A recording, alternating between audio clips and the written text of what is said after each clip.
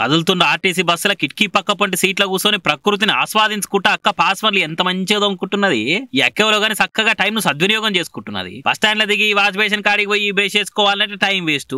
అదే కూర్చున్న కాడనే ఇట్లా పరకడ పుల్లేసి కిటికీలకి తుప్పు ఉంచి బాటిల్ తోటి సీట్ల కూర్చొని మూతి కడుక్కుంటే ఎంత టైం మిగులుతుంది ఏం కథ అని అనుకొని టైం సేవ్ చేసుకున్నట్టున్నది.